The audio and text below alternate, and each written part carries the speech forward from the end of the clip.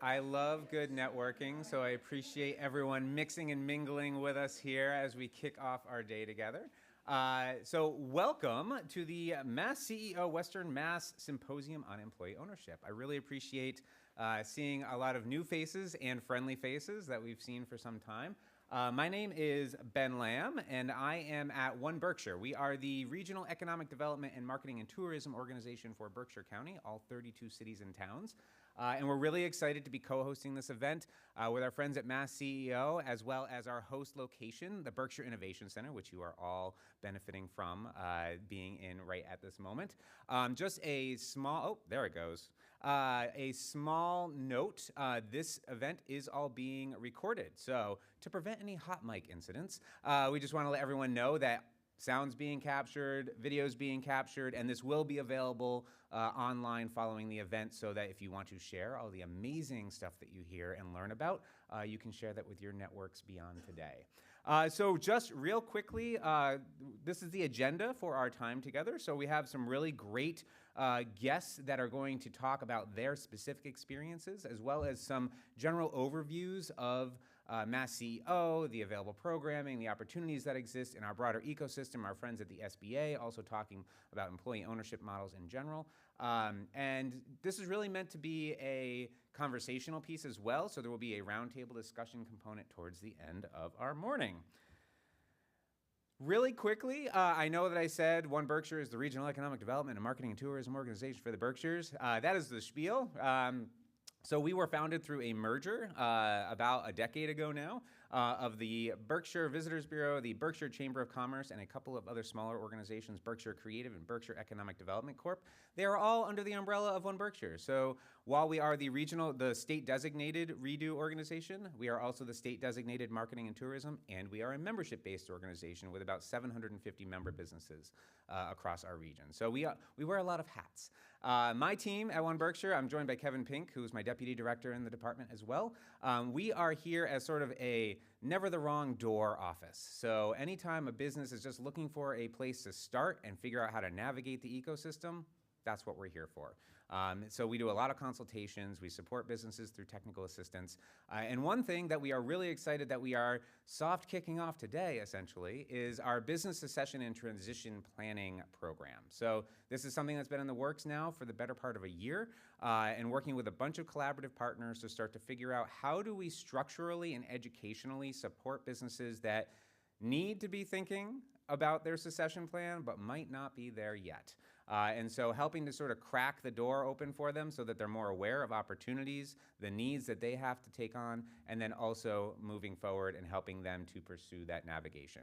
So that's a little about One Berkshire. I am very excited to welcome our friend and partner in today's event, Kevin Kuros from the MassCEO. So please welcome him up to the mic.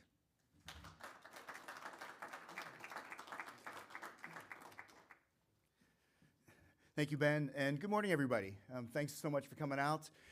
We were trying to find a location that was as far away from everybody as possible, and I think we succeeded. I drove about 2 hours to get here today. I believe Eli, who's on our panel, came from even further away. So we're delighted to be here with you today, and I really do appreciate you taking some time to join us and just kind of explore the topic a little bit more. So my role here is really not to be the subject matter expert, but really to facilitate. I'm the interim director for the Mass Center for Employee Ownership. And so, my role is to make sure that we're able to connect people with subject matter experts that can help them kind of guide their journey into exploring employee ownership. And so, as you see in the agenda, what we try to do in each of these symposiums, this is the second one that we're doing, and there'll be 4 more across the Commonwealth, is identify an ESOP, an employee stock ownership plan business, and a co-op in each of the regions. Have them tell you their story a little bit. Give you the snapshot of, here's our business, here is our journey to employee ownership, and here are some of the pros, here are some of the cons. But we're going to be in send mode for about 45 minutes to an hour. Bear with us. We want to at least lay the groundwork for a basis of discussion. But really, I think the highlight and the key part of the agenda is the roundtable discussion, where you all just interact with the subject matter experts and ask questions, and hopefully we can get you the answers that you're looking for, and just some experiential kind of references that you can use.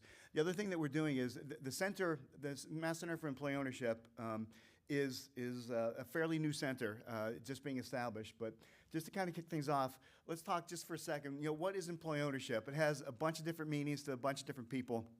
So what I did was extracted from the National Center for Employee Ownership, kind of the official definition. I'm not going to read it to you. I'll allow you to take it just a second to read it. But essentially, the ESOP model has been around for a while, and it's a retirement construct, essentially. There are federal laws that provide tax advantages to businesses that organize that way. Other forms of employee ownership include employee-owned cooperatives, and then also there's a fairly new model called an EOT, an Employee Ownership Trust, which is similar to an ESOP, but not quite. And we'll talk about that in a little bit. Okay. What are the benefits of employee ownership? So Ben touched on one of the key benefits, and that being help with succession planning. Oftentimes, as we talk to businesses, and you're going to hear from one today that I think is going to really touch on the succession planning piece of this. But we talk to businesses and like, hey, we're second generation running this company, and for whatever reason, our kids don't want to take over. We don't know what to do. We could sell to an equity partner, probably maximize our profits if we did that.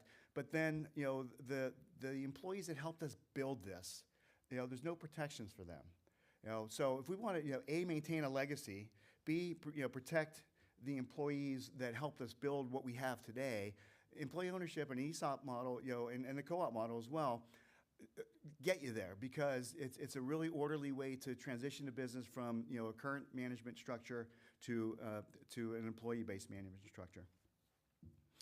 Other benefits, obviously, things like income equity are very important, so that not just the people at the top of the hierarchical food chain, so to speak, benefit from the success of the business. Literally everyone who walks in the door that meets the qualifying requirements, which is typically 1,000 hours worked in a given year, would then potentially become an employee owner. Co-op model, the employees actually buy in to the ownership of the business. Slightly different models here. But again, just the overall benefits really range from income equity, esprit de corps. I've yet to talk to an employee-owned business that isn't totally jazzed about their business. They're all part business owners, part evangelists. And I'm sure every one of the speakers here today will invite you to reach out if you have questions about their particular model, because it's just what they do. And so that's what it's been tremendously exciting for me as a director of the center. I've been attending some regional conferences, and just the energy and the vibe in the room is just off the charts. Simple example, I had someone who works for a manufacturer tell me, when I worked on the shop, this was someone who was a machinist. When I worked on the shop floor, I wasn't super cognitive of, or maybe I didn't care about how much scrap there was when I cut a piece out of this sheet, right? Now that I'm throwing away my own scrap, I'm thinking about more efficient ways to lay out these parts so that there's less scrap. So it's a mindset change sometimes, because you're all part of the process, you're all part of the ownership. So you're not throwing away the company scrap anymore, you're throwing away your own scrap, right? So it changes your perspective sometimes, and gets everybody focused on how can we really build this entity to be what we want it to be. So important note here. So MassCEO is really employee ownership model agnostic. Okay, we're here just to raise awareness of a variety of employee ownership models. And let me give you an example. So with us today is the Old Creamery Co-op, okay, out of Cummington. They are not employee owned. Okay, they are community owned, which is a nuance on the co-op space. Very different than employee-owned co-ops, right? We've got two ESOPs speaking to you today. Paragus IT is more, I'd say, traditionally structured, a degree of hierarchy, but still very collaborative, and you'll hear from their CEO shortly. And then we've got Blue Q with us, that while organized as an ESOP, is an incredibly flat organization that runs almost, like a co-op might operate. And then the other piece is, as we're going across the Commonwealth, and you've probably seen the collateral material. Please take copies of everything that's on the table outside. We're building one-pagers that are going to profile the businesses. Those will all sit on our website. So as companies are exploring and kicking the tires on employee ownership, they'll be able to kind of pull down some success stories and hopefully find a business that looks something like theirs. May not even be the same industry, but it might be the same maturity level in their development or whatever. So that's our objective here. Really is to kind of profile a bunch of different nuanced models of ESOPs, cooperative ownership, or whatever. So since we're not actually featuring an employee-owned co-op as part of the presentations, what we've done is I've invited Rebecca Fletcher to speak for a minute just about the employee ownership, worker cooperative. Let me read Rebecca's introduction here very briefly. So Rebecca Fletcher has 20 years experience working in the field of economic justice with a focus on community loan funds and community land trusts. In her role with the Cooperative Fund of the Northeast, she makes loans to worker-owned co-ops, food co-ops, housing co-ops, and farmer co-ops, and provides project development support. Rebecca is passionate about supporting the durability and success of innovative ownership structures for cooperative businesses, housing, and land, because she believes in spreading the benefits of ownership and access more broadly and equitably. So, Rebecca, if you just want to maybe speak to the center column and share just some words with the audience, we'd appreciate that. Great, thanks.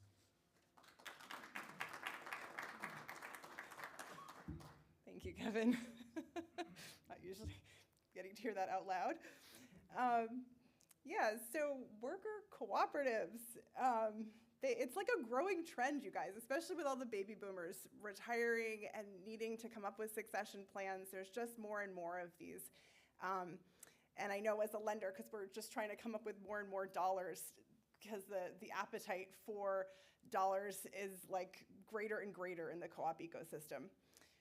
So when a business converts to worker ownership, it's kind of the employees buy the business from the selling owner, and they do that with a capital stack that often involves the selling owner making a loan.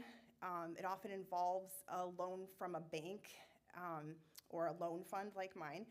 And it also involves the worker owners, the employees that decide to become worker owners, having a worker owner buy-in. And the worker owner buy-in can vary in size. Sometimes it's as small as like $100. Sometimes it's as large as like $15,000. It's often more like around $5,000 or $6,000. And not all of the employees have to be worker owners. It's really ideal if at least like 50% of them can be. So like a business like Dean of Dean's Beans decided to retire a couple of years ago and wanted to sell to the employees. He made a seller's loan. They organized a cooperative structure. In that case, like all of the employees, there are like 18 or so of them, every single one decided to buy in and become a worker owner, which was really exciting. I actually had never seen that, like having the whole crew do it.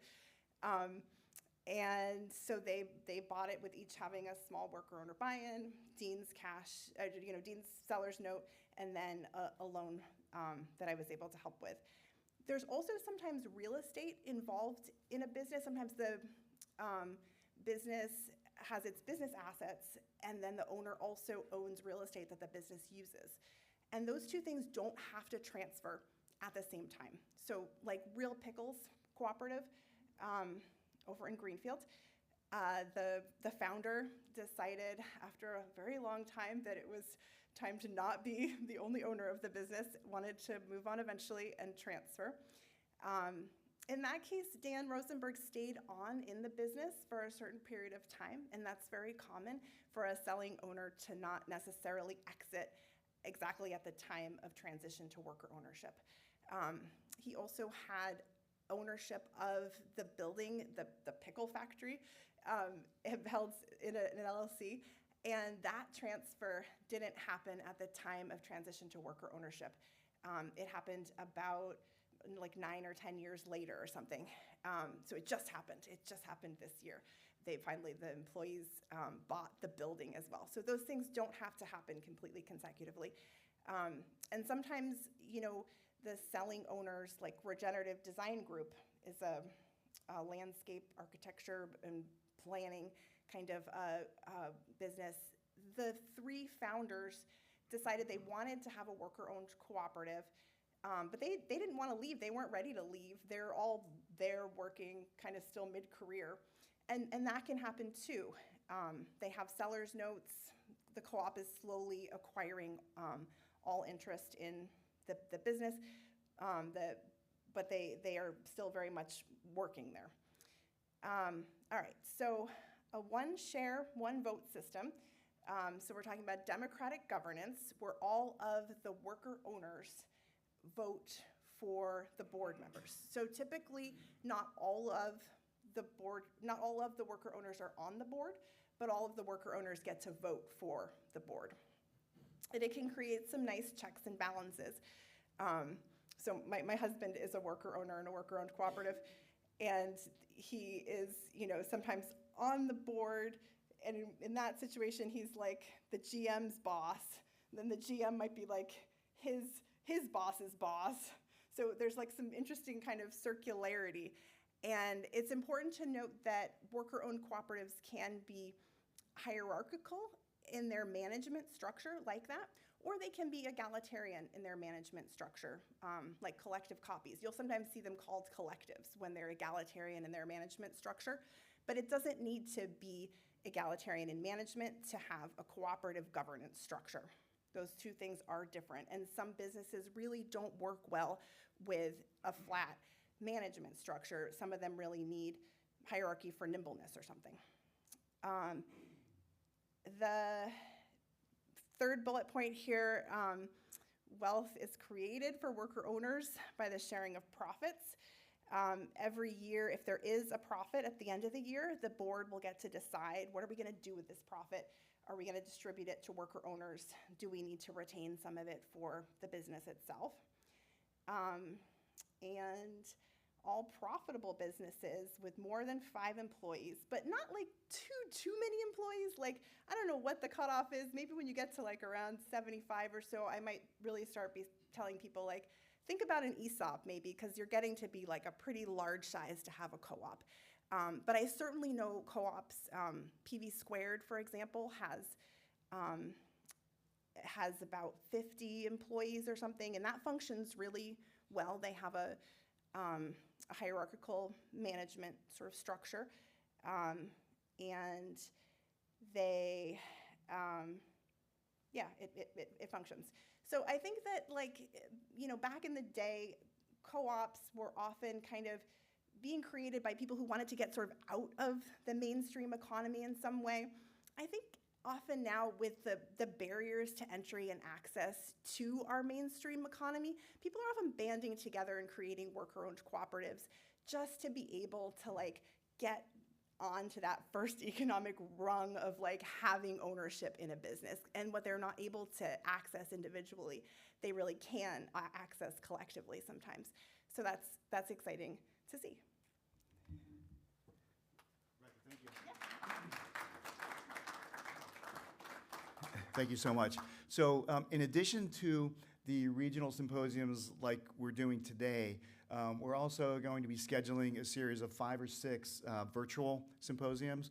We intend to do a virtual symposium on each of the 3 models illustrated here, as well as a few others just about general topics, maybe succession planning, or it might be corporate culture in employee-owned businesses or something along those lines. So stay tuned. Please make sure you're registered, that, if you're interested in more material on this, make sure we have your email address, and we'll keep you in the loop. We're not going to spam you, I promise, but we will keep you aware of events that are going on in the future.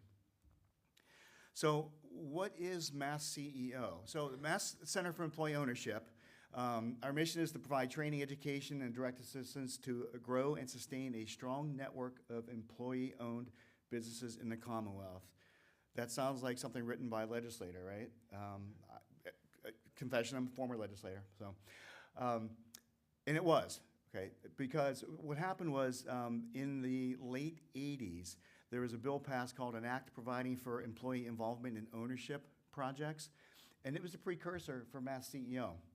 And this has been a long time coming, but when the center was first created, it really ran more as a consultancy. So there was some state money associated with the center, but it was never a formal office of government, okay?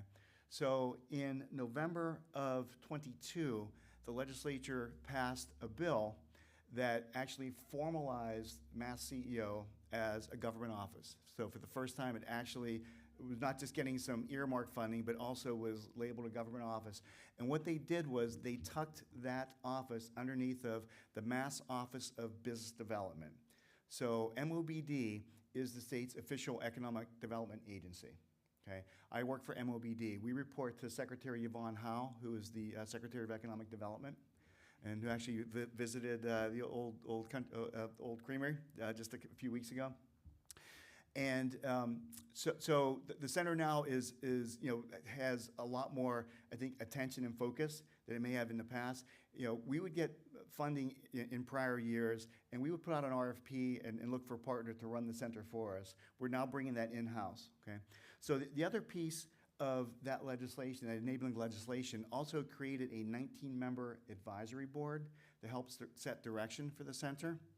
And that advisory board consists of people from the ESOP space, from the co-op space, from organized labor, from academia, from business, on and on and on. Some finance agencies, et cetera. So we've got a really, really powerful board and really well-rounded board. So that board, and I'm going to point something out here. The legislation passed in November of 22.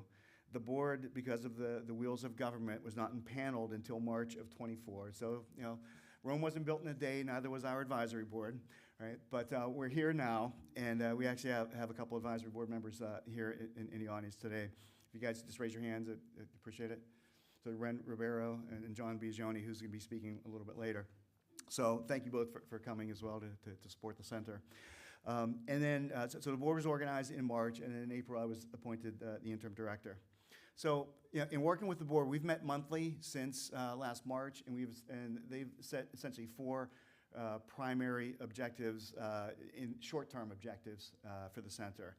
First is, since we're bringing this in-house for the first time, to establish, branding, logo, collateral material. If you've seen some of the stuff on the table outside, I think we're starting to present a really nice professional image about, what we're trying to do with the center.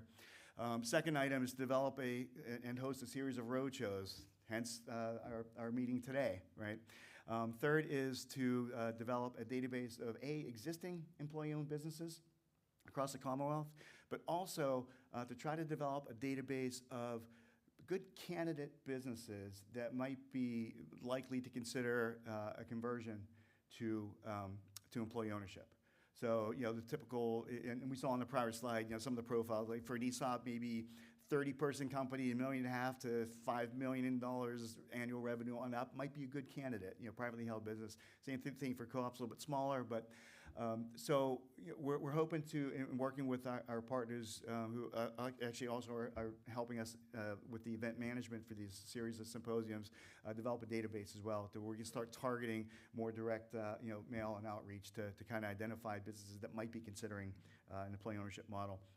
And then the last, which will be coming later this year, is we're going to try to develop a grant or stipend program to lower the barrier to entry to exploring employee ownership. Let me tell you what that means.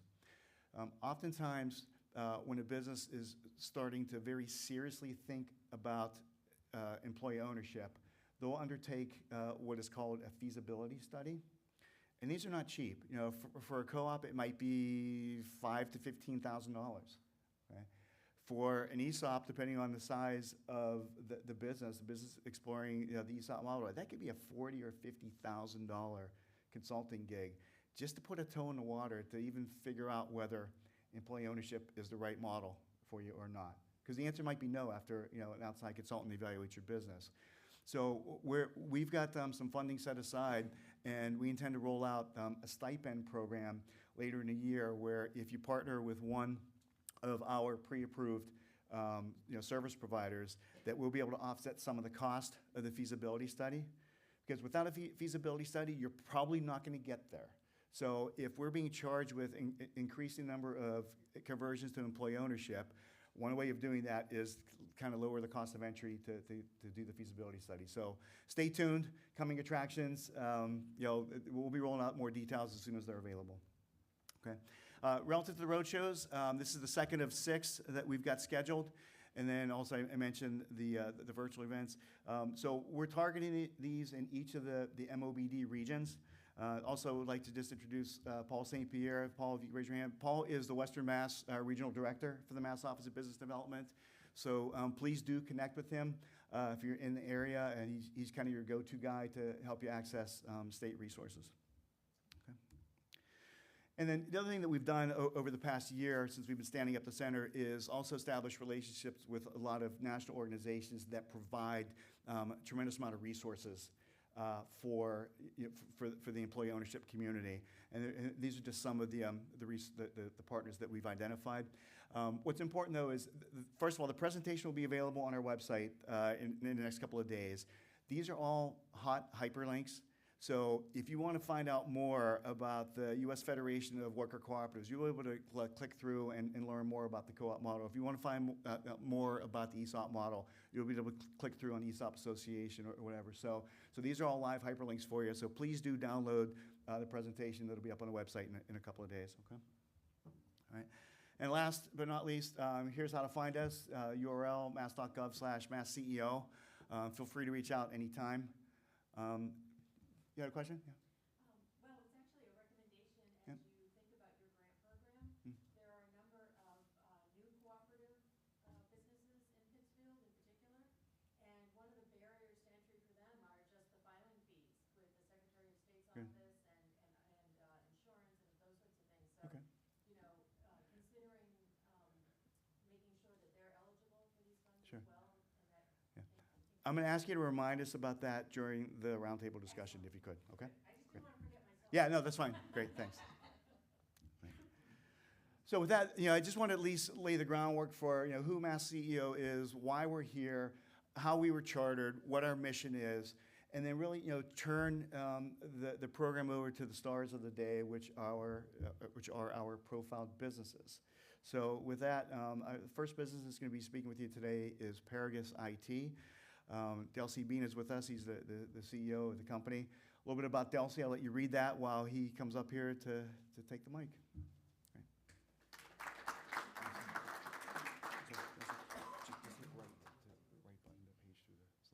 Okay. Good morning, everyone. So, excuse me. I'll talk a little bit about our employee ownership journey and kind of how we got to where we are today. I started the company a long time ago, and it started off as just kind of a small residential computer repair company. It was a project I was doing in high school. It wasn't really meant to be anything more than that. But the company grew, and it developed, and it continued to thrive. And so at some point, I made that decision of kind of deferring the traditional path and continuing to focus on the business. When we did that, we rebranded the company under the name, excuse me,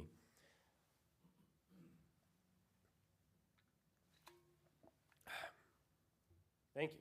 So we rebranded the name Valley Computer Works, and we operated under Valley Computer Works in the kind of Western Mass community for about 10 years. And then we made the decision that we wanted to focus exclusively on supporting other organizations. So that's what we do today. We have about 130 companies for which we are their IT department, meaning we take care of all of their help desk for their employees. We do all their security, all their monitoring. We take care of things like their backups and their compliance documents. And now we do a lot of consulting around things like AI and automation and how do we stay current and modern with technology. But in terms of our employee ownership journey, the company, I think partly because when I started, I was so young, I was always the same age or in a lot of cases younger than a lot of our employees. And so I think that model just led to an environment where it was highly collaborative. It was very much us all working together to build the company. It never really felt like my company, it always felt like our company. And that was the culture that existed really from the beginning, I think partly just because of our size, and also partly because of my age and the stage that I was at. And for a while, it didn't matter whose company it was. It was just a liability. You just lost money every year. You wouldn't have wanted to own it. But then there was that turning point that every business reaches where you fortunately and hopefully, start to make a profit. And the company actually starts to become an asset in and of itself. So in addition to the profits and the salaries and other things, there's this growing asset that we're all working to build. And it was around that time, I would have been around end of 2013, we had our first really, really good year. And I started to feel a little bit uncomfortable with kind of the model of us all working really, really hard every day to build this company. But at the end of the day, the asset was on my personal balance sheet, not anybody else's. So that's when I started exploring different employee ownership models. We looked at things like phantom stock. We did that for a very short period of time, but it wasn't quite scratching the itch I wanted to scratch. And so we started our journey towards employee ownership through an ESOP. In 2016, we completed our first transaction, and that first transaction took a lot of time. Thank you very much. The first transaction took a lot of time. And I think it's one thing people don't quite appreciate about ESOPs is they are complex. There is a lot to them. They are a little expensive to get started off the ground. But in my opinion, at least for us, it was the right decision. So we did the first transaction. I transferred 40% of the company via the ESOP to the employees. And we did that particular transaction using kind of the methodologies and thought processes and best practices of the time. And the other thing I've learned about ESOPs is there's a lot of different opinions about how to structure them and how to design them, and it's not like a cookie cutter product. There really are a lot of decisions. And I think in that first transaction, because I was so new to this and there weren't resources like this available, I did a lot of kind of just gut instinct and guessing and trying to rely on the consultants who were advising us. And we closed a transaction that I was very happy with. However, the goal was always to work towards becoming 100% employee owned. So over the next 8 years, we continued to grow the company and build the company. And I think in large part due to the ESOP. The ESOP for us, other than accomplishing my goal of creating a shared equity model, which I just felt was the more appropriate model for our company, it also did definitely help us attract and retain talent, and primarily attract talent. When a young, IT person is looking for their first IT job and they're offered 2 competitive salaries and 2 competitive benefit offerings, but in one company, they're going to be an owner of the company, in the other company, they're just going to be a number, it's a pretty compelling argument. And it really allowed Paragus in the Western Mass community to become kind of the employer of choice for a lot of people trying to get into IT jobs, which was great. Our pipeline went from having 30, 40 people apply to a job for a couple hundred people to apply for a job. We really got to have our pick of the litter, and it also allowed us to constantly have what we call pipeline employees, which are pipeline employees that are people who have already been interviewed for jobs but haven't been hired, so that when an opening opens up, we can hire them immediately and not have to wait and post and do the whole process and slow us down. So that was very beneficial. Where we weren't seeing the impact was on retention. And I think that's something that ESOPs really hope to achieve, is to improve their retention numbers. The challenge is in our industry, it's a very, very high turnover. Usually the average tenure is between 18 and 24 months. And so that 2-year number was very real to us, and we would see that click at 2 years where somebody would want to take the next step in their career. But the way our ESOP have been structured, among other details, one of them that you have to figure out is how you want to do your vesting schedule. Our vesting schedule is basically a 6-year journey. You did what's called a year of service, which is pretty traditional in ESOPs, and then you vested 20% a year over the next 5 years. So you weren't 100% vested until the end of year 6. And that's a not uncommon strategy, and it was even more common in 2016 when we created the ESOP. And it works well in certain industries who have a little bit of a longer turnover rate, where that 6 years doesn't feel like such an impediment. Manufacturing and construction are the 2 industries that you'll see that probably the most common in. However, it wasn't doing it for us. For our employees, 6 years is a lifetime. They just weren't quite looking at it like that. So then in 2023, we started the work on moving towards 100% employee owned. And when we did that, we really not only worked on the transaction itself, but we looked at our plan document as well and made a lot of pretty significant changes to the way our ESOP is structured. In fact, one of the things that we did is something called a KSOP, which is where you have one qualified retirement plan that's an umbrella, and in that umbrella, you have both your 401k program and your ESOP. Prior to that, we had two separate qualified retirement programs. We ran a 401k with a traditional match, and then we also had the ESOPs. So you had two different retirement benefits. There are some advantages to putting them under one umbrella and calling it a KSOP, which is what we did. So that was a major structural change. But the really kind of more important work was around things like the vesting schedule. So we moved to what's called a 3-year cliff vest, where there's no vesting for the first 3 years, and at the end of the third year, you're 100% vested. And we have already seen a very significant impact on our retention since doing that and several other things, because that just feels a lot more attainable to a younger person who's starting off in their career. Unlike an ESOP that's created for the purpose of transitioning owners out or succession planning, our ESOP was really more about the opposite. It was more about growth and continued development. So I'm absolutely still staying on as a CEO. I have moved from a founder owner to a founder employee. I work for a board of directors. We have a phenomenal board of directors that I was able to help assemble, but it is overseen by our trustee. So we have a professional trustee who appoints, who votes on behalf of the employees to appoint the board of directors. And then within the board of directors, we have a nominating committee who identifies new board members as board members are going to be coming off, and they vet those candidates, trying to figure out who's going to be right for the company at the time that we're at, and then those recommendations eventually go to the board and then ultimately to the trustee to be confirmed. And so far, it's worked out really well for us. I know ESOP isn't exactly the right model for every business, and circumstances matter. They are somewhat expensive to create, and there is an ongoing cost to maintain them. But for our particular business, and really for me, from a philosophical level and just kind of my viewpoints about how businesses should be structured, it's worked out very, very well. And one of the things I was able to do in the second transaction is right before the transaction took place, I was able to gift a significant amount of the stock in the company that I had to what's called the donor advised fund. And then when the transaction took place, the company bought that stock from the donor advised fund as part of the closing transaction. So what that allowed us to do is build basically a family foundation that we were able to take assets from the company, and before I sold them, pay taxes on them, and then transfer them to the donor advised fund, I was able to gift them to the donor advised fund ahead of the transaction, which just made the foundation has more assets in it because we didn't lose some of the value of those assets to taxes during the transaction. So there are a lot of creative ways to do this and a lot of really creative approaches. One very unique feature about our ESOP is there's a Roth component. There are very few ESOPs that have a Roth component, and what that allows you to do is it would let any employee make an election to pay the taxes on the shares in their account up front now, and then have that stock grow post, basically taxes already paid. So what that would mean is if the shares are worth $13 now, and I pay the taxes on the $13 valuation, if in 10 years from now the shares are worth $130, I will have paid taxes on the $13 valuation, not the $130 valuation. Plus, I may need that money more in retirement than I need it now, depending on where I'm at my life stage and how much cash flow I have.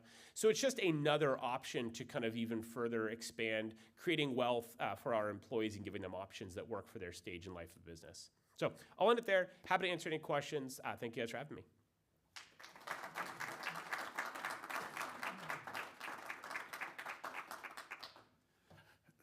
Delcy, thank you. I'm going to rifle through the slides that you spoke to just from memory here.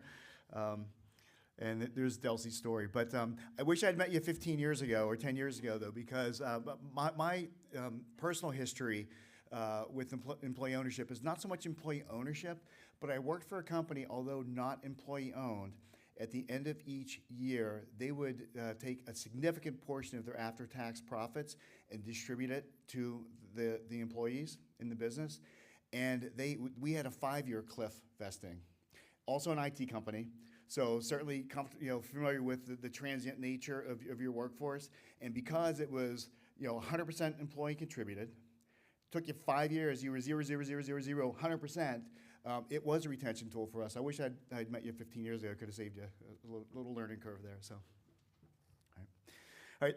Our next company that's going to speak is BlueQ, and invite Seth Nash to join us. A little bit of information about Seth. Most importantly, like myself, Seth is not a cat person. Okay, I'm a dog person. I'll be the first to admit that.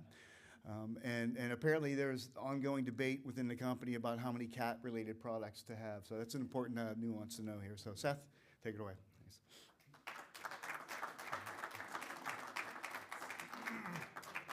Thank you. We'll talk about cats later. So BlueQ, for those of you who maybe don't know anything about us, we are considered a gift manufacturer. We design, manufacture, and distribute products to gift stores all around the world. And we operate here in Pittsfield. We've been in business for 37 years. And we have about 60 employees. My brother and I started the business in Boston, and it operated there for about 5 years. And then we moved to the Berkshires in 1993. And some of these photos are of our office and our crew and our kitchen, which is the most important part of the whole company. About 10 years ago, our attorney called me, and he goes, you know, you guys are getting old, and you do not want to croak while owning the company, is basically what he said. And you should start planning because it takes a while. And we kind of ignored him for a while, but then he kept calling me and annoying me. So we started investigating what some of the options were. And there was industry buyout, private equity, management buyout, family succession, ESOP. Those were the things we looked at. And most of them were discounted very quickly. The family succession thing, our kids were off doing other things. They weren't interested. The thing that interested us, we'll go into later, is the ESOP was the thing that floated to the top pretty quickly. But at the same time, a larger gift company on the West Coast coincidentally made us an offer, which just came out of the blue. And we investigated it for about a year. And it was taken very seriously. It was a very good offer. They promised all the things we wanted. Leave the company in the Berkshires, light touch, not really heavily managing us as long as we stay profitable. And it ticked off all the boxes. But ultimately, I think the thing that I think we put these in the right order. Ultimately, what made us choose the ESOP thing was a quality of life thing. And I'm not sure where that slide went. Okay, we'll forget about that. There it is. So the main reason that we chose the ESOP was quality of life. And this is probably the most important conversation that our attorney had with us, is he said, forget about the money. It's all about quality of life. How do you, because we were not looking to step out of the business. We wanted to maintain a presence in the company for the foreseeable future. And he said, it's about quality of life, and you should really think about how you want to continue running the company. And Mitch and I made this decision in a 30-second phone discussion. We just decided not to do it, to walk away from this buyout option, even though it kind of ticked off all the boxes. And the main reason was quality of life. We didn't want anyone bossing us around. We're a nimble company. We make decisions quickly. Like, it's many times a group decision, but when we decide to do something, we just go off and do it. And we didn't want to have to call the main office in California and go, hey, we want to spend all this money on something that may or may not work out. What do you think? And they're going to talk about it for a while and get back to us. And we didn't like that idea. But most importantly, we wanted to retain our corporate culture, which is probably the thing we spend the most amount of time at the company. And we viewed someone looking over us possibly destroying our corporate culture. And so BlueQ, in general, we are an experimentation company. All the products we make are an experiment. We have a lot of failures, but we have more successes than failures. And all the products we make are perishable. They're like cheese in your fridge. They go bad quick. So we're making new things all the time. And if we don't come out with like 120 or 30 new things every year, our business is toast and worth nothing. So we're basically very comfortable experimenting with everything, and we view the ESOP as kind of an experiment. We operate, as was mentioned earlier, we are legally an ESOP, but the way we function is we have a very flat corporate structure. We instituted Lean, which is a process of continuous improvement. We started that probably 15 years ago. And although it was initially viewed as something to help improve the efficiency of the company, its greatest benefit was actually a cultural piece, because it gave everyone throughout the whole company a voice and it made everyone's responsibility on how to make the company work better. So in the past, before Lean, maybe people at the bottom didn't really have a voice as much. They were packing boxes in the warehouse, but they were the ones most, they're the ones that should make decisions on how to make that part work better. And Lean and the ESOP merged together really nicely with the way we wanted to operate our company. So corporate culture for us is at the very top of our org chart. You know, most org charts, there's a person up there, and then there's some vice presidents, and then it's typical layout. And we've never really operated like that. And by putting corporate culture at the top, that actually achieved all the things that most companies want to achieve, which was surprising. And many times when we give talks about corporate culture, people come up to us and go, "Oh, I can never do that at my law firm." I was like, yeah, you can. Like, it's applicable everywhere, and it's a little scary, but it achieves all the things that most companies are trying to achieve. So we have improved employee empowerment, satisfaction, and happiness. Like, who doesn't want that? We have zero turnover. Like, no one leaves our company unless they either die or retire. Those are the two options. We're in a creative business, and so it is great to have long-term employees for creativity. And the bottom line is it's higher profit margins. You know, like, people don't understand that all the money we spend on corporate culture, it's not like really an expense. Like, in accounting is an expense, and the accountant will count it as an expense, but it has returns, which are measurable and obvious to us. So the pros and cons of ESOP. So it allows us to continue our company ethos, management, and culture. The thing we're most proud about is it rewards employees who've built this place. Like Mitch and I, you know, we founded the place, but it's nothing without our employees. And we're incredibly proud to be able to say, hey, you now own this place. You know, you go figure out all this stuff, and we can step aside a little bit. It allows the company to stay in the Berkshires. Like, economic development in the Berkshires is really important to us, and having the company stay here is paramount to one of our goals. And this next one is a little more selfish, but allows Mitch and I to control how we continue on as we get older. I don't want to work a zillion hours a week anymore. I would like to take Fridays off. I may not want to work every Saturday and Sunday. If you sell the company, the first thing they want to do is start figuring out how to replace you. That's the way it works. There's like a 5-year earn-out thing, and on year 1, you're looking for your replacement, and there's a schedule of you walking out the door.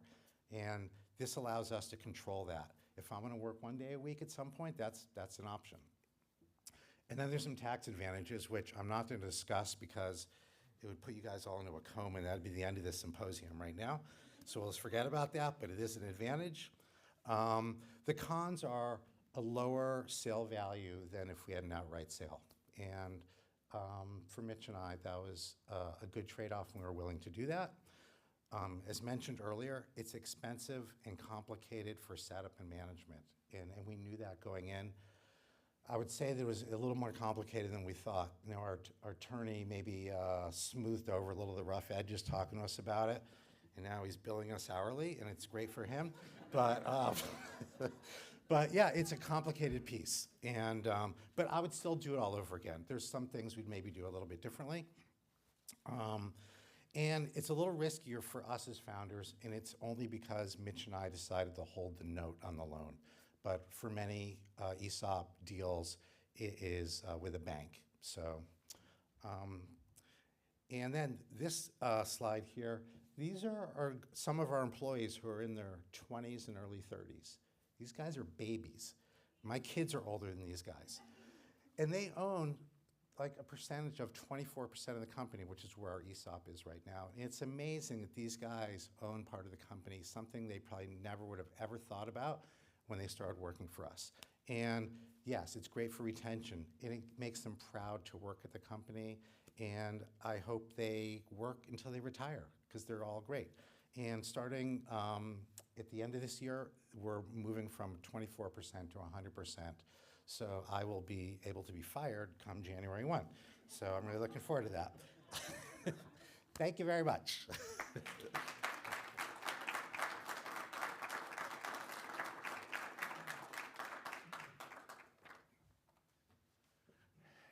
And there's no talk about cats. Interesting. So that's for the round table. All right, next up is Old Creamery Co-op. So as I mentioned, part of the mission or the vision for the center is to raise awareness of a variety of different models for business ownership. And while the Old Creamery Co-op is not employee-owned, it is community-owned. So we think it's important to just raise awareness of other options that are out there as people are exploring how should we organize our business. Hopefully they end up on the MassCEO website at some point. You're able to pull down a one page and like, oh, maybe a community co-op may work here. So we've invited the Old Creamery Co-op to just spend a few minutes with you, talk about the way they kind of operate as a community co-op, which is very different than a worker-owned co-op. So with that, I will invite Lloyd Miller to share a few words. Thanks. Thank you very much. Just want to hit the right. That's your guy. Okay, sounds good. All right, gang, how you guys doing? My name's Lloyd Miller. I'm the general manager at the Old Creamery Co-op. We are sort of a little bit of the odd man out here. As Kevin said, we are not a ESOP. We are a community-owned co-op. We are what we would classify as a rural food co-op. So, our business is really the business of looking out for our community and providing a resource that's going to remain in play for that community into the future. This is our little store. We're located in a town called Cummington. It's not too far from here, about 30 minutes out, but we're sort of smack dab in the middle between Pittsfield and Northampton on Route 9. It's a town of 800 people, you guys. So it's a lovely little place, and this is a vital resource for that community. So a little bit about us. We are inheritors of really a very old cooperative model in some ways. Back in 1886, our property was home to the Cummington Cooperative Creamery Association. So totally different situation, obviously, back at that time. It was all the dairy farmers in the area would come together, work their cream into butter to be sold, and come together to do that mutually to everyone's benefit. So, that kind of did obviously go away as technological and transportational resources bloomed, in the early 1900s there. But it continued to adapt and become various other things, always at the center of the community since then. In the late 80s, it was purchased by Berenson family. They were the ones that sort of first turned it into the combination grocery store and cafe or restaurant that it is today. And then they kept it for a while, rehabbed it a bit, put a cow on the roof.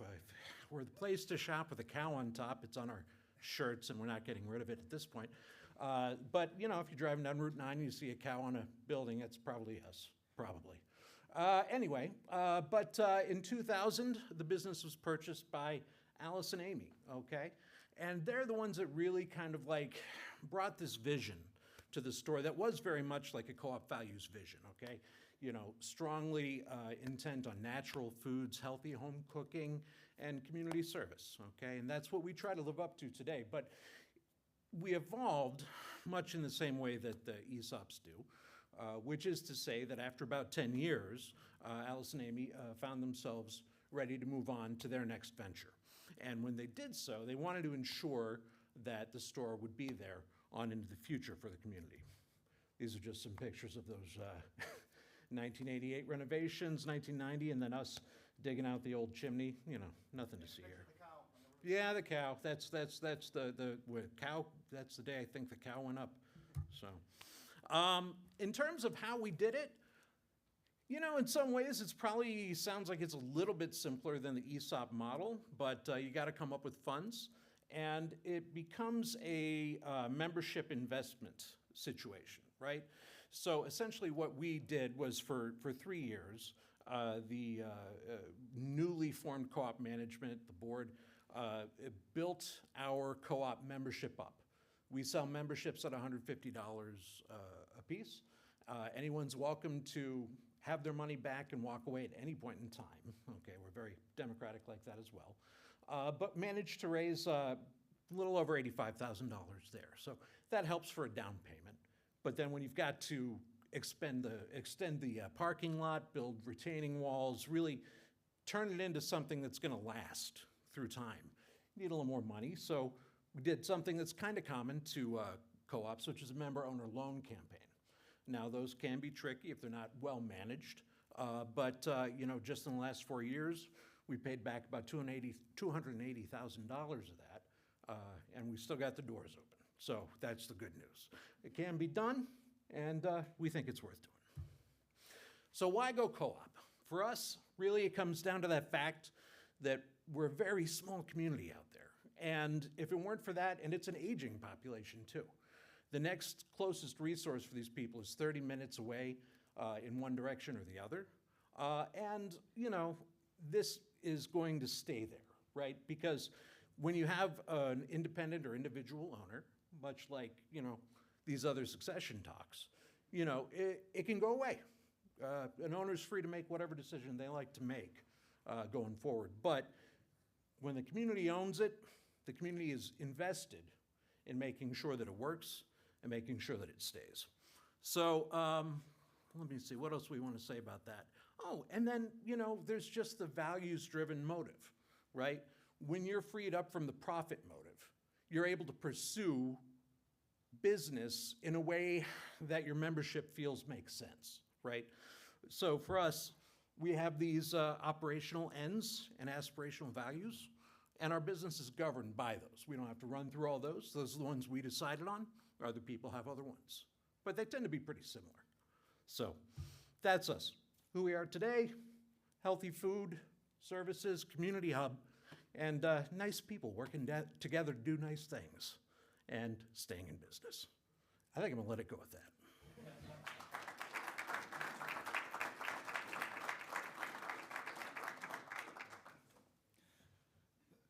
Lloyd, thank you. And actually, just I think it was 2 weeks ago, the Lieutenant Governor and the Secretary of Economic Development visited the old creamery. So it was nice to see the attention, you know, at the very high level, at the state level. So congratulations on the successful work you guys are doing there. So last presentation before we get into the roundtable is going to be from a friend of mine from the SBA. So Eli and I went way back. I think we first met when I was in the legislature, and then you know, we hadn't connected in quite some time. And then just middle of last year, we had kind of a chance encounter at an economic development event, and I mentioned my new role as the interim director for the Center for Employee Ownership. And Eli said, well, holy cow, I'm the SBA's point person for the whole employee ownership space as well for the district office. So we promised to keep in touch moving forward. As we built out the center, we figured there was a way for us to kind of collaborate and move forward together to kind of raise awareness. So how this all fits together, and he'll touch on this a little bit more. But you know, I mentioned, you know, a significant step in financing, you know, a conversion to employee ownership is that feasibility study. So we talked about, you know, we're going to try to develop a program that will kind of lower that barrier of entry. Okay. Oftentimes, you know, an employee-owned business may need to take on some debt in order to fund the purchase and provide for the trust that the shares are held in. Well, that is where the SBA could possibly come into play. So they can't do anything on the front end, which is where we are, okay? and we can't really do anything on the back end for the operating, aspect of things. So I really do think it's going to be a great partnership moving forward as the center continues to mature and as we continue to raise awareness of what the SBA does. So with that, I'll turn it over to Eli, and I would just ask, we're a little behind schedule, so if we just. No worries at all. Great. Thanks, Eli. Absolutely. Thanks, Kevin. Thanks. All right, good morning, everybody. So we heard the great stories, truly, by Delcy and Seth and Lloyd. And I have to tell you, those are inspirational stories. And this is going to sound really boring because I'm going to talk about loans and lending.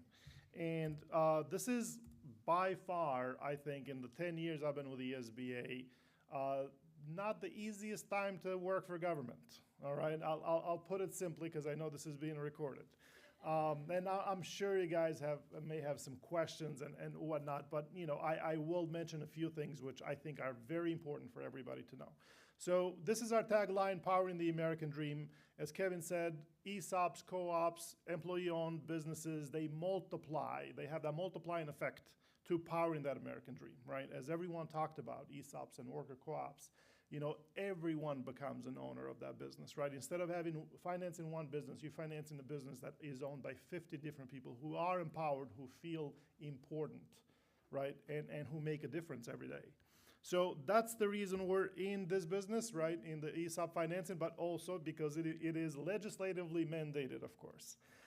And obviously the government sees a tremendous benefit, especially as we talk about, all the silver tsunami that the country is faced with and the succession that everybody talked about. So at the SBA, we do 4 things. We do them well.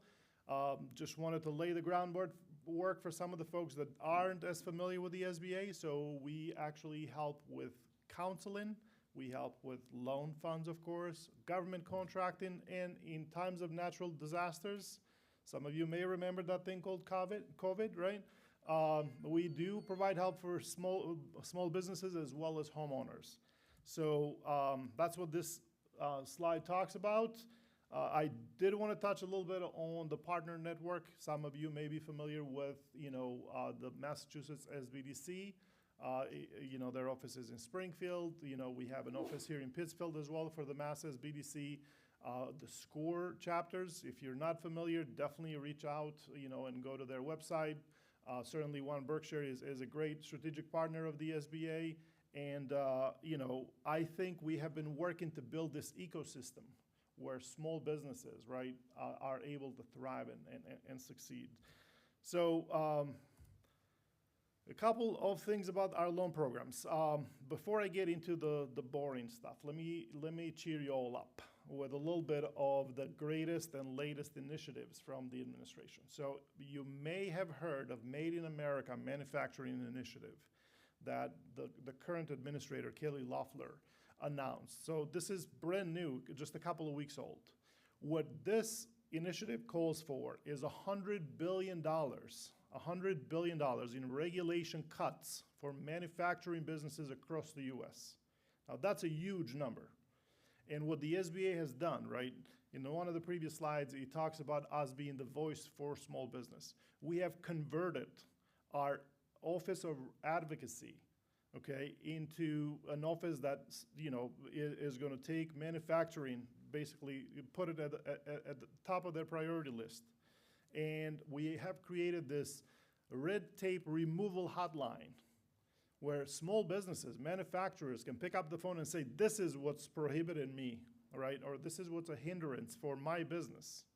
And that Office of Advocacy is going to work to eliminate those regulations that, don't allow manufacturers to grow and to be successful in this country.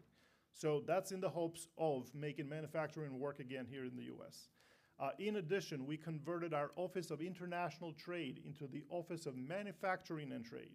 So that's a whole division of the SBA, right? Only, again, now retooled to work with manufacturers, both, on the lending side as well as the consulting side. Another thing, with our loan programs, we have a pilot program called the Working Capital Pilot Program. The full $5 million limit on that program can now be utilized towards manufacturing. Okay, so that program has also been retooled as well for domestic use as well as international use.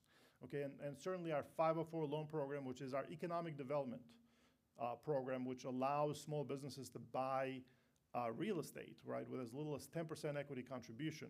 Certainly that has again, been refocused and repurposed for the manufacturing sector. Now, that's not to say that we're not going to work with all the other businesses, right? But there's a heightened focus towards manufacturing. So just, I thought that's worth noting. I do have a couple of slides just to, lay the groundwork here as to why lenders, work with the SBA. So we're not a direct lender. I want to make that clear, right? So we cannot fund ESOPs and co-ops directly. We need a partner. We need a lending partner to work with us. And we provide a guarantee as a risk mitigator for many of this, lending institutions, right? We provide a guarantee of anywhere between 50 to 90% of the outstanding, principal balance and the loan amount. So changes of ownership, which many of these ESOP conversions and co-op conversions are at the top of this list, right? So bankers come to us because there is the inherent risk with that conversion, right? It's considered a new business. The seller may remain involved, right, and can remain involved. However, you've got a lot of different voices. You've got that democratic type of ownership. So lenders need that comfort level to say yes to one of these transactions. So by us providing, right, the United States government providing a guarantee of 75%, 85%, whatever that sweet spot may be, we get the lenders to the yes answer faster, right? So that's truly the benefit. But you can see a whole list here of reasons why lenders come to us. At the same time, on this slide, I just wanted you to visualize, right? So our lenders don't necessarily need to come to us, right? If the deal is that good, where there is, plenty of cash flow and there is, guarantees and experienced management and everything on the left-hand side, they don't need us, right? They can do this deal with their eyes closed, right? At the same time, a deal that falls on the far right here of the screen, there's no guarantee that's going to make it good. No lender's going to finance it, right? You've got, no management experience, no repayment ability, cash flows weak, no financial reserves, no equity contribution of any kind, right? No collateral, not that that's an issue for the SBA, but for most lenders it is. Then, there's no guarantee from us or any other, we're not the only game in town. I'll mention that too. There are other programs that guarantee, including some through the state, but no guarantee is going to make that deal work. For us, we are a counter-cyclical type of a program. So in a bad economy, we get a little more active. Lenders come to us more often if, the economy is not doing all that great, right? So if there is some sort of liquidity issue, if the business is, highly leveraged, if you've got, a competitive environment, which, the good news is that it is a very competitive environment for the lending industry, right? So lenders are always competing for deals. So that usually, plays a role. And after the pandemic, because 9 out of 10 businesses did receive assistance from the SBA during the pandemic, I think there is a goodwill where, we're now seeing small businesses walk into a bank saying, is there an SBA option? Whereas in the past, right, bankers had to sort of sell the SBA option as an alternative to the traditional lending. So definitely there is that shift in mindset, I believe, because many small businesses, as you all know, were saved by those programs through the PPP loan program and the COVID EIDL and so on and so forth. But getting to the part we're here for, so we are an agency of the government, and fortunately enough for us, the 2018 Main Street Employee Ownership Act mandated, right, that the programs for ESOP, the loan programs, become available for ESOPs and co-ops. So certainly, this has been a few years in the making, as everyone talked about, right? There is history to this, but what we are able to do now, right? We're able to provide a guarantee, right? So we don't do direct financing, as I mentioned, but we can provide a guarantee when an ESOP acquires a controlling interest of 51% or greater of the business. We can make the loan directly to the small business for the intent of relending to the ESOP, okay?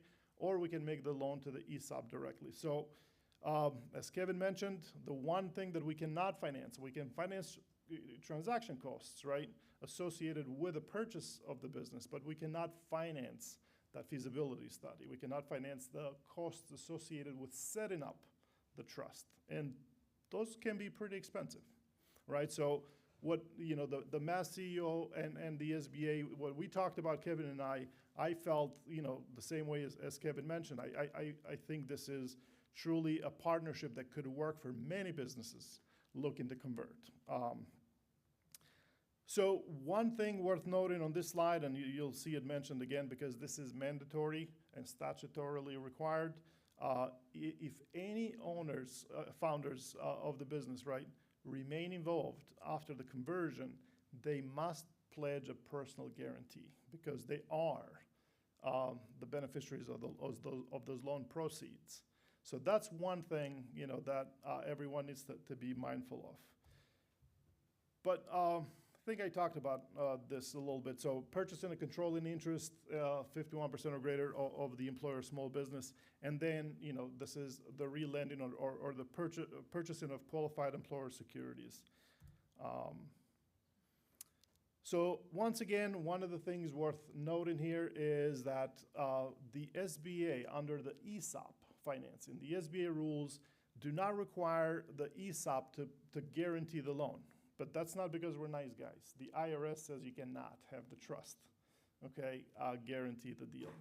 So at the same time, there's no guarantee requirements, personal guarantee requirements from the owners of the ESOP, the employees, unless they are a seller of that business, right? The founders and sellers during the conversion. So we talked about the transaction costs, I think.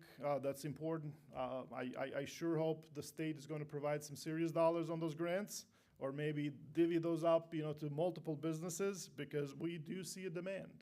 And I'm glad to see all of you here today. So ESOPs have to be compliant. This is important. They have to be compliant with the IRS, the Treasury, and the Department of Labor requirements. So when, Seth mentioned the attorneys, and how much they like these types of conversions, there is quite a bit of regulation, right, that, they have to navigate, and you want to make sure that these trusts are set up properly so they are compliant and eligible for financing.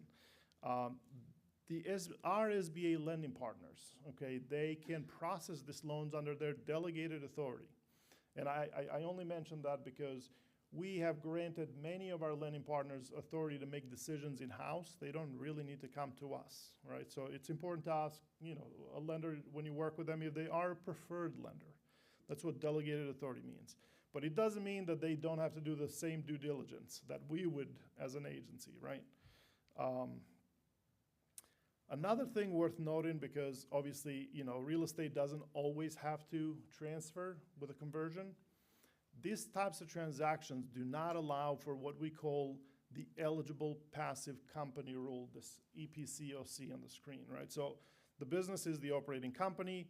The eligible passive company is the entity that usually owns the real estate the business operates out of.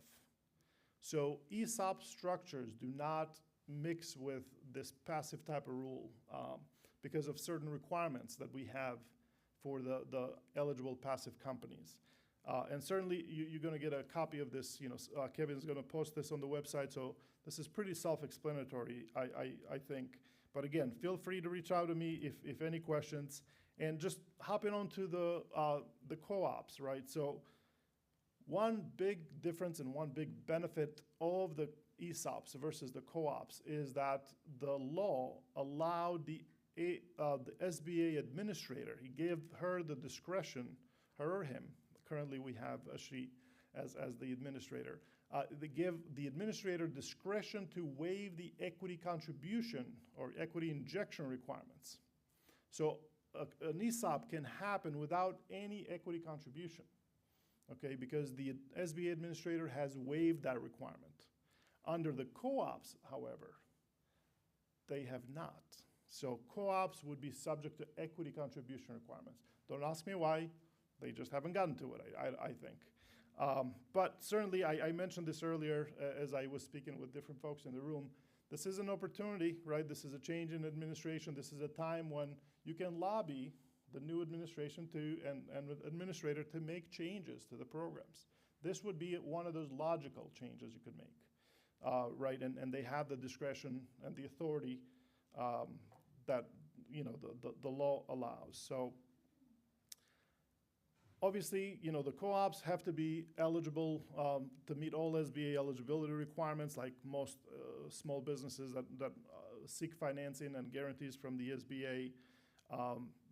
The loan has to be guaranteed by one individual. So this is another big difference. An ESOP that's 100% owned by the ESOP, and there's no sellers, founders in the mix, right, that benefit from the loan, could have no personal guarantee requirements at all. Cooperatives, on the other hand, they have to have at least one individual sign on the dotted line. So this is an SBA requirement. Our lenders primarily, they have to, follow at a minimum our, regulation. And then obviously their internal policies and procedures kind of supersede, right, our regulation if they're more stringent. But at a bare minimum, they have to follow our, standard operating procedures. So, obviously, the documentation, again, this is also pretty self-explanatory, but I would highly encourage you to sign up for our newsletter.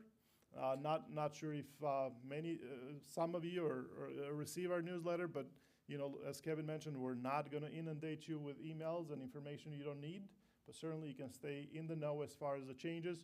We are anticipating a lot more changes with the program. So certainly, I know the programs are going to, remain intact. So I talked a little bit about the counseling. I talked a little bit about the loan guarantee programs, but we have our best kept secret is our government contracting program. So if there are some businesses that you work with or that you know of or that you own that either can provide a service or a product to the government, okay? The government is mandated, okay, by law to spend 23% of their dollars towards, goods and products provided by small businesses. So maybe our budget is not going to be $800 billion, next year, right? Like it has been in average for the past few years, but it's still going to be sizable. 23% of that number is a big number by dollars, and it has to go to small businesses. So, consider the government contracting, right? If you are in that line of work, that could, and the government buys everything from, paper supplies all the way to, the widgets that go into our submarines and, warheads and whatnot, right? So don't discount it. It's a great way to diversify revenue sources. So that's my story, Kevin. I hope I stayed within the time. Thank you.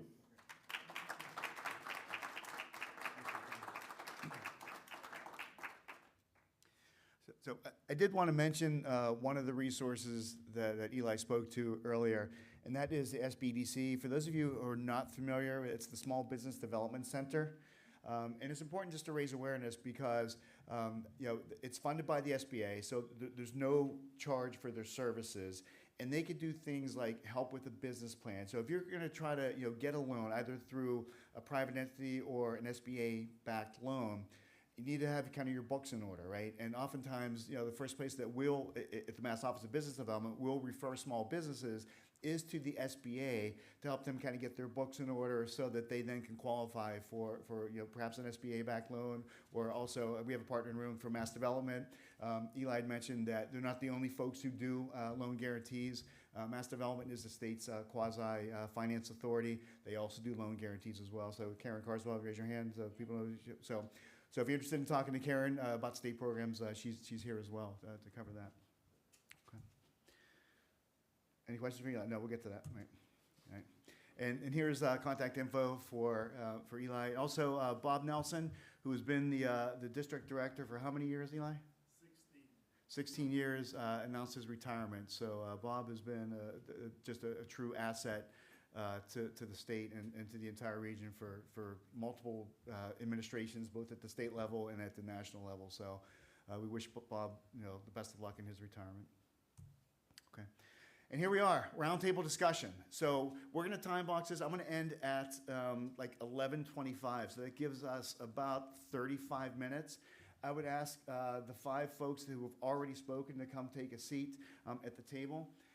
And I'm also going to invite John Biagioni to join us as part of the panel. John is one of the advisory board members for the advisory board for employee ownership. So we're happy to have John with us as well to participate in the panel discussion. So you guys want to come up and then we'll start the discussion.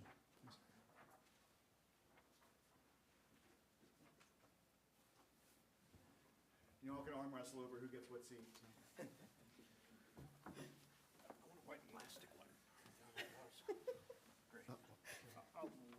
Either way, as you look. All right, would love to open it up for questions. Field any questions from the audience? Like, don't make me lay up questions here. So, if you can identify yourself too. Hi, Andrew Briggs with Lorenz United. I had a question about educating the staff about the ESOP plan. What avenues did you use for doing that? Because obviously people come from different backgrounds depending on what departments they're in, what they've done. So just interested to see what you did for that.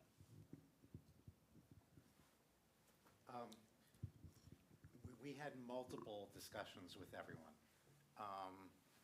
It started when, as I mentioned, a company approached us to buy us.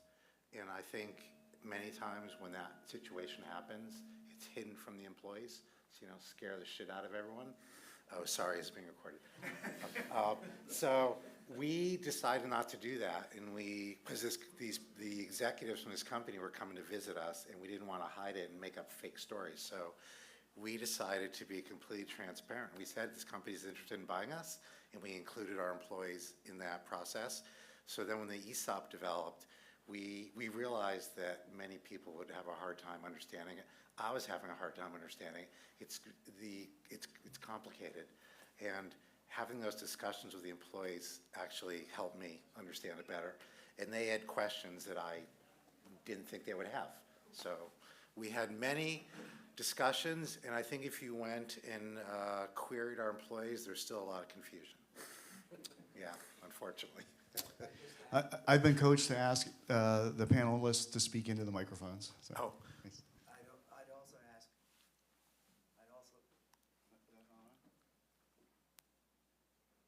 Okay, let's try this. Nope. John,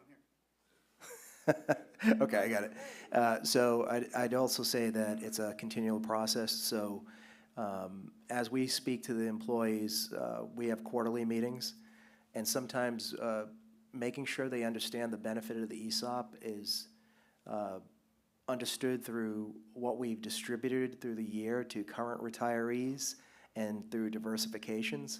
So we actually have a tracker of share price and what's real, right? So for someone that has 20 years to retirement, an ESOP, because it's a retirement vehicle, isn't necessarily materialized. Well, when you have the retirees come in and they talk about what it's made a difference in their life, makes a huge difference, right? So that was part of the education process that continues today, so that they can see where the share price is going, what levers can make those share price, and then we made little adjustments to the plan. So I had asked the guys, because we have a machine shop, so you're always on your legs all the time, I said, what do you think about taking the retirement age down from 65 to 62? And they love that concept because then the ESOP pays out over 5 years, so they could theoretically retire at 62, get 5 years of ESOP payments that will usually be more than they're making in their salaries, and then hit full retirement, all allowing their 401ks to grow during those 5 years. So this was, we implemented it. It didn't cost much to make that change because it's called the NRA, normal retirement age. We just made a quick change, and we were able to celebrate that. We also did switch our vesting schedule, but not to, we just took a year off of it, and we normalized it with our 401k and other benefits, because we had different schedules for different benefits, and that just becomes really confusing. Yeah, I would say, just in addition to those things, some of the other education that's really important is we have to educate prospective employees. So during the interview process, if somebody makes it to our final round, we have to have a little educational session about what it means to be joining an employee-owned company, what that benefit looks like, especially in a competitive market where people are trying to compare different offer letters they're going to get from different companies. The ESOP is not intrinsically understood, so we have to do education there. We have to do new hire education once somebody actually gets hired. We do annual education for all of our employees. And then we also have an ESOP communication committee, which is chaired by our employee member, the board of directors.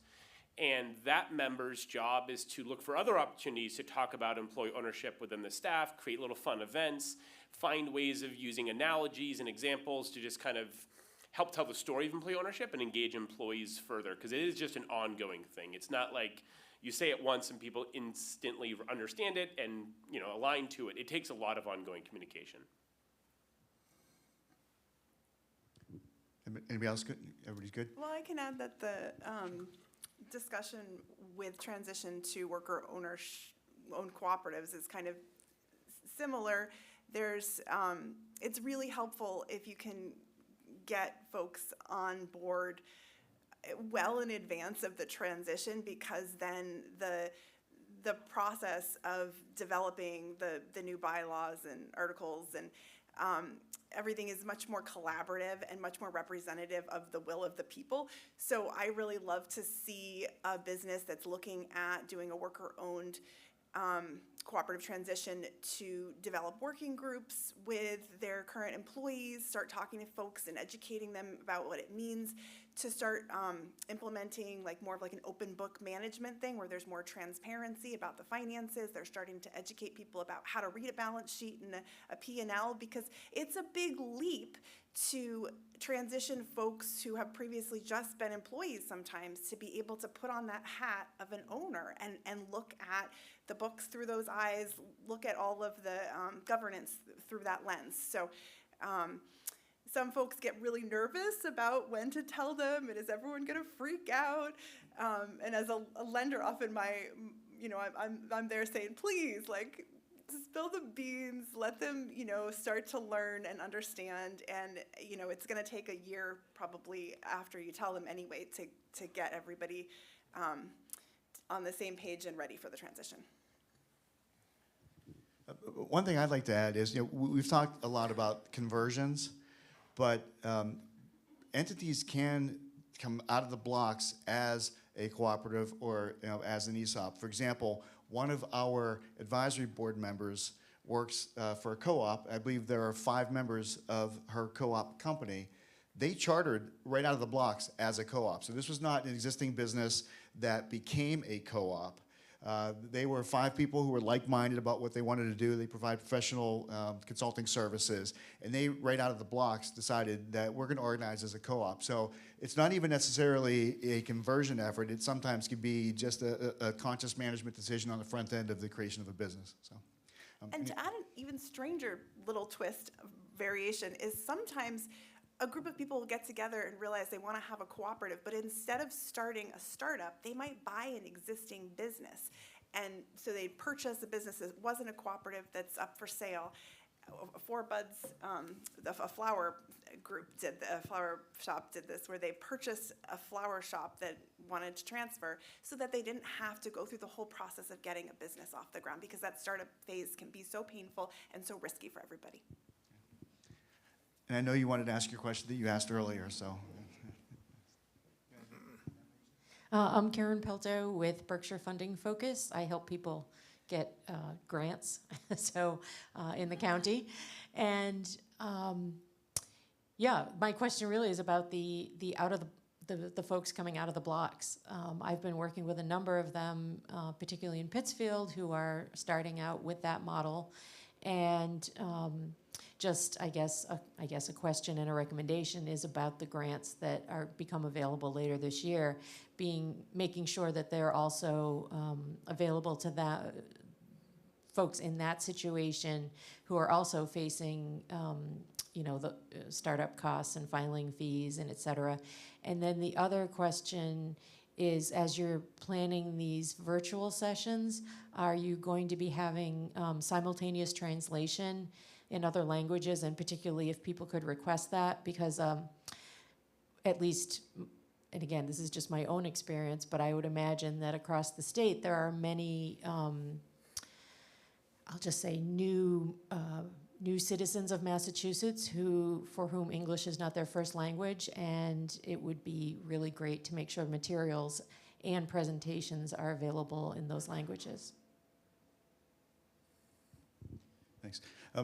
Relative to the question about translation into other languages, yes, we're at version 1.0 of the center right now. We're working just to kind of get this established, beginning with the collateral development and all that type of stuff. It clearly is the intent, as most government-related agencies are. The mission, for the most part, is to make the information accessible to as many people as possible. So that's definitely on the agenda. It's just version 2.0 probably.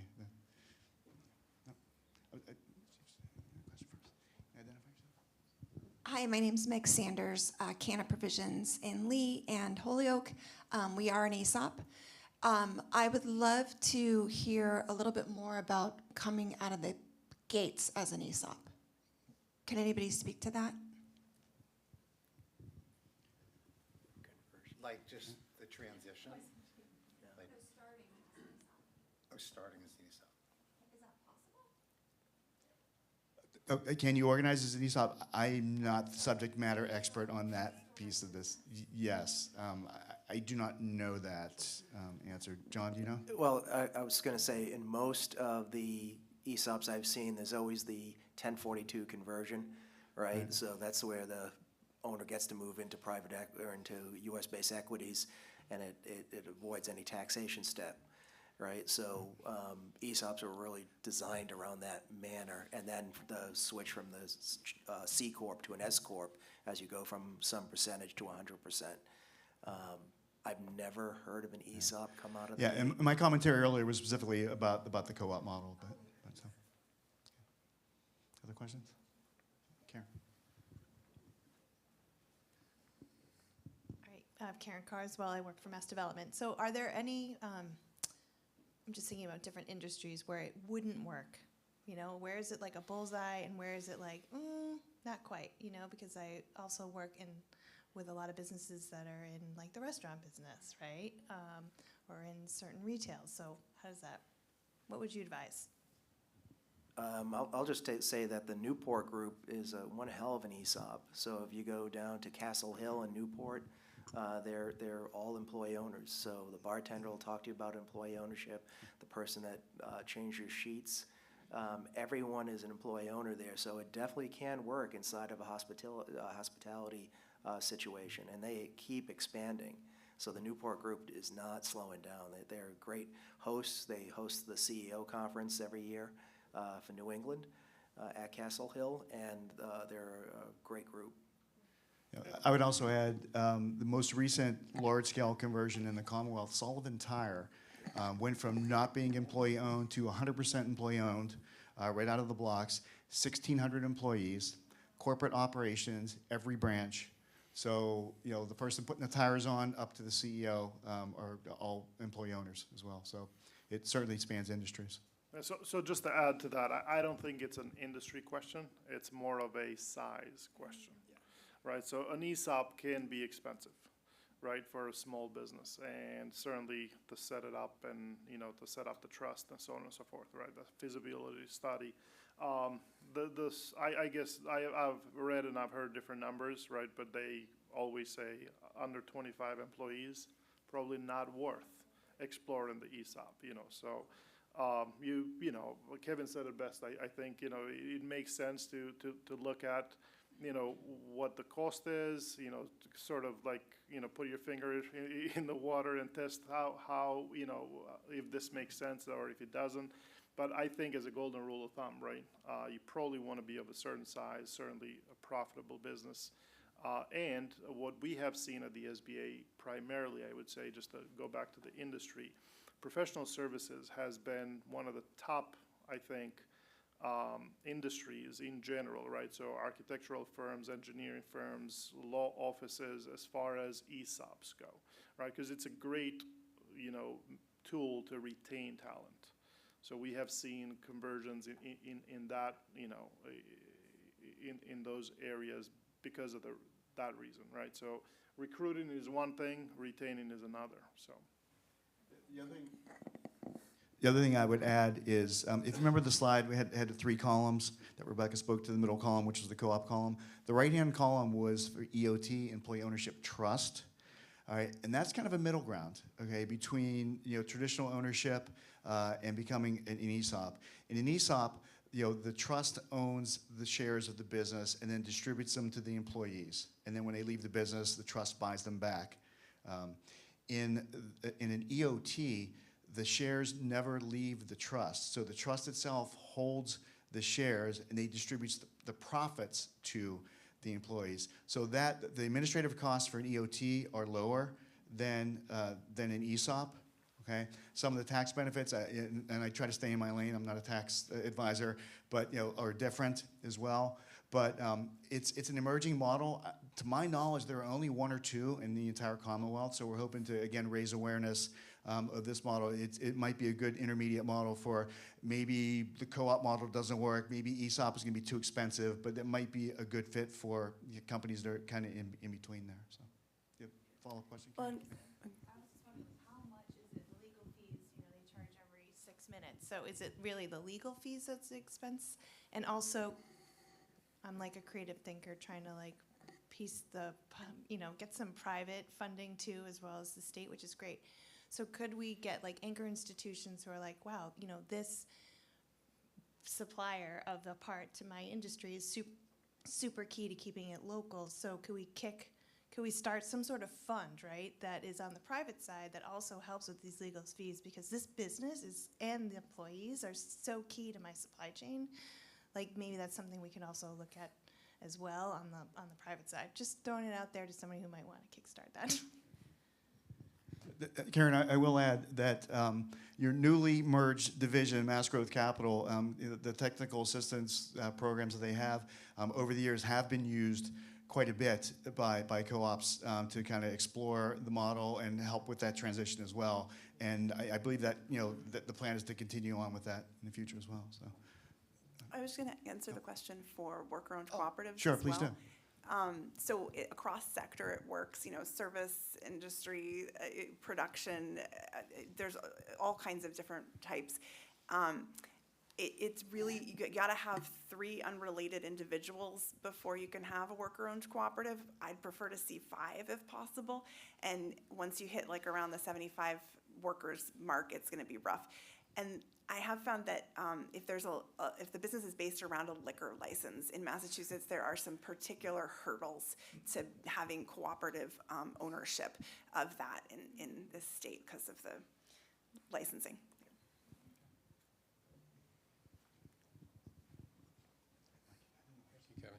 Hi, I'm Michael Coakley. I'm the Business Development Manager for the City of Pittsfield. And I don't have a question, but I just want to say a huge thank you to Seth and Mitch for not selling the company to an outside and moving it. And you'd be ashamed to see Blue Q leave the area. So thank you very much. You're an iconic company. It'll be great to have you here for another 37 years.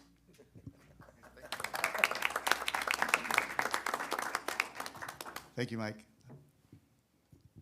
Do we have time for a couple more? Yeah. Okay. I also don't. I have a question that I'll just broadly pose to Rebecca and to Eli about volume that you're seeing of interest in cooperatives. But I also want to make a couple of announcements. There's legislatively an opportunity to own bill that Senator Paul Mark has just introduced, SD 1997. So just to be aware and ask legislators to support that, because it's really key to bringing more folks into the fold. And there's a employee ownership ideas forum happening April 9th and 10th in Washington, D.C. that can also be attended virtually, and I can send the information to Kevin if you're interested in that. So yeah, I'd love to hear what kind of volume you're seeing in interest for startups as cooperatives or interesting conversions. Yeah, I'll answer for the SBA, of course. So we're seeing more ESOPs than co-ops financed through the SBA loan programs, but they are still only a handful. So just for everyone's awareness, last fiscal year, we funded 2,000 loans or thereabouts for $1 billion, and only 1% of the units went to ESOPs and co-ops combined. So that's a handful. And on our front, we started out as a food co-op lender, like Deloitte, those kinds of folks. And the loan fund has grown over time. At this point, our worker co-op lending has surpassed our food co-op lending. So we now, 51% of the loans we make are to worker-owned cooperatives. We have a $43 million loan fund, and we are just seeing a lot of expansion in this realm. I'm just working with cooperatives. We're seeing a lot of expansion. So like all of last year, our executive director and another colleague were running around just trying to scrounge up more dollars, bring more investment dollars into the fund so that we had enough to cover our pipeline because we had so many co-ops lining up at our door.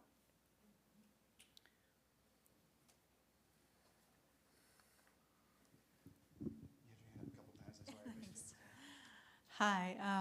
In reference to the comment you made about co-ops for very small businesses, what would be the benefit of doing a co-op versus a business partnership?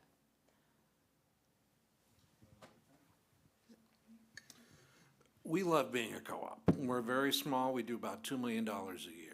And so, I can't speak to a lot of these things because we're not worker-owned, we're not ESOP, but I will say this, one thing that's worth touching on is that co-ops love helping other co-ops, okay? So that's one of the things that's really baked into the co-op model is the fact that there is this really robust support system out there of people who are all really trying to, work this other kind of business model where it's really for the good of the whole, and so there is a lot of missionary work involved there, but a lot of support.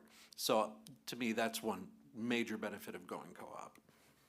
I love that Lloyd brought this up because as we're talking about ESOPs, I sort of had this question in the back of my mind, like, is that there for ESOPs? In the co-op world, there's these co-op principles, and the sixth principle is cooperation among cooperatives. They call it P6, and people take this extremely seriously. So you have a startup co-op that's trying to get off the ground, and you have other co-ops that are already in existence, like giving them free help and working to support them, and therefore you see where the co-op ecosystem starts to really take root in a particular place, it then starts to really blossom.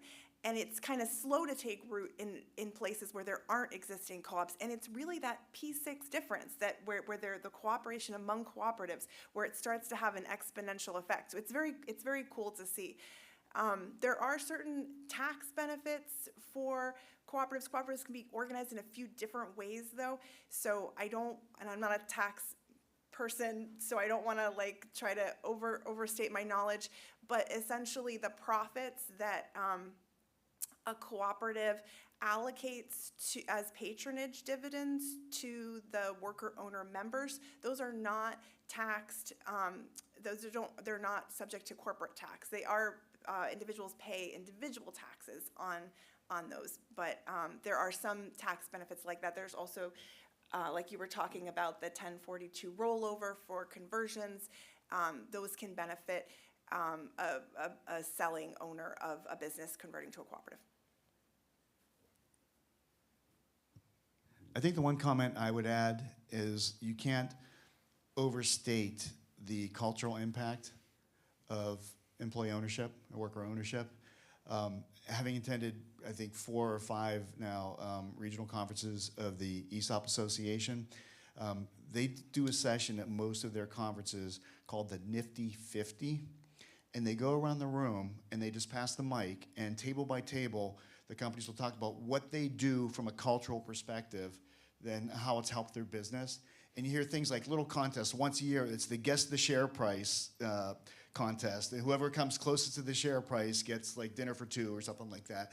And you just get all these wonderful ideas about how they build and maintain their culture.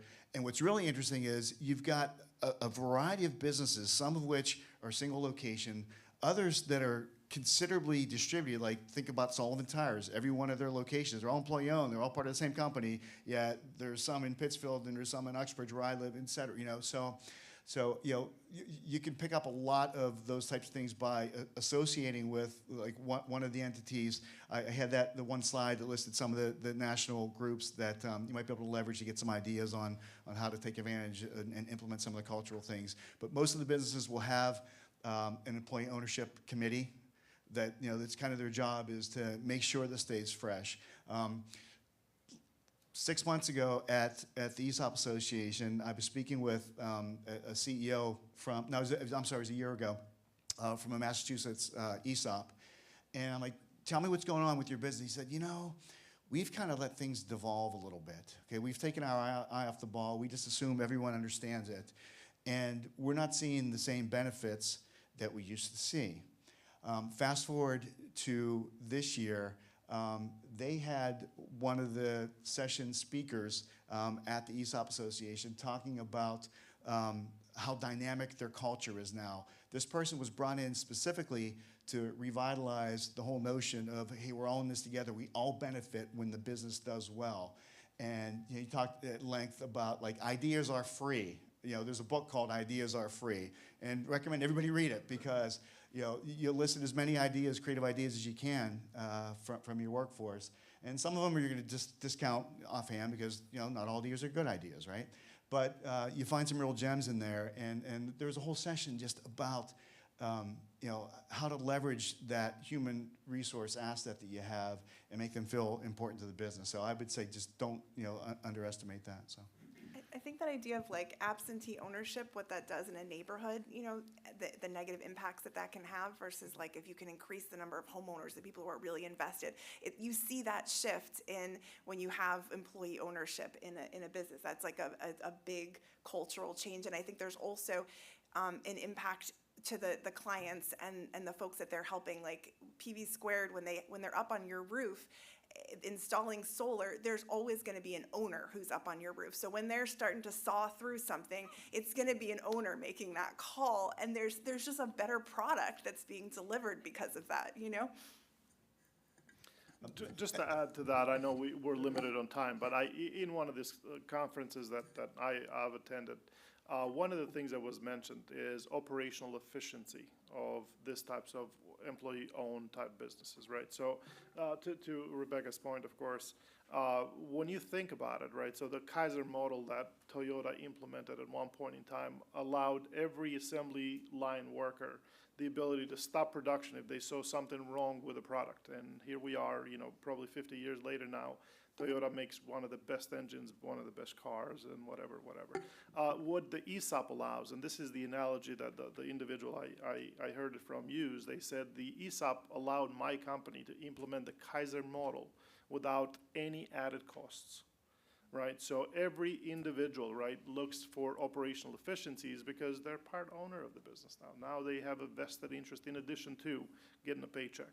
So I think that's one of the huge benefits that oftentimes, you know, it is not mentioned, but I know today, you know, we hit that home, you know, big time. So I'm glad both of you mentioned it. So. I did want to actually add one comment.